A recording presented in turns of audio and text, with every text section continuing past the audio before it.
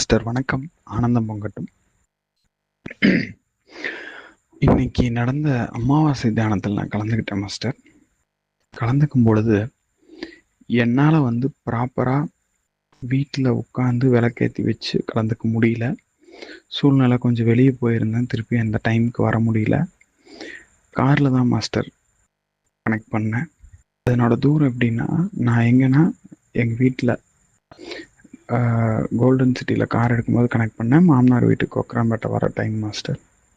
பாப்பா, தம்பி, வான்மதி எல்லாம் காரில் தான் இருக்காங்க. நான் மதியிட்ட சொல்கிறேன், மதி நீயும் கனெக்ட் ஆகு, குரு பாடல் போடும்போது குருவோட கனெக்ட் கிடைக்கும், கனெக்ட் ஆகுது அப்படின்னு சொல்கிறேன். அதுக்கப்புறம் எனக்கு அந்த கனெக்ட் ஆனதுக்கப்புறம் கொக்கராம்பேட்டை வர வரைக்கும் ரோடு தெரியுது, ஓட்டுறேன். இப்போ வரைக்கும் அதை ரீகால் பண்ணி பார்க்குறேன், ஏதாவது சைடில் தெரிஞ்சுதா, எதுவுமே மைண்டில் பதியல மாஸ்டர். ஆனால் கார் வந்துக்கிட்டு இருக்குது, கீர் மாத்துறேன், ஸ்பீடு பிரேக்கர்லாம் நிறுத்தி தான் வந்திருக்கேன்.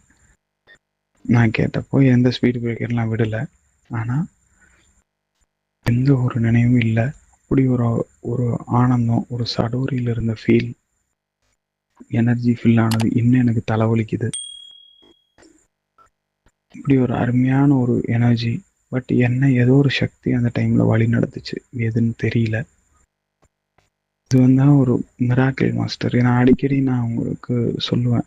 ஏன்னா இப்போ என்னால் இது கலந்துக்கிட்டேன்னா ஒரு விஷயத்துக்குள்ளே நுழைஞ்சா எனக்கு இறை சக்தி ஆட்டோமேட்டிக்காக கொடுத்துரும். ஒரு இடத்துல நானாக வரல அப்படிங்கும்போது என்னை தேடி தட்டி பார்க்கும், ஏதோ ஒரு வழியில் எனக்கு உணர்த்தும். அது நடந்துக்கிட்டே தான் இருக்கும்.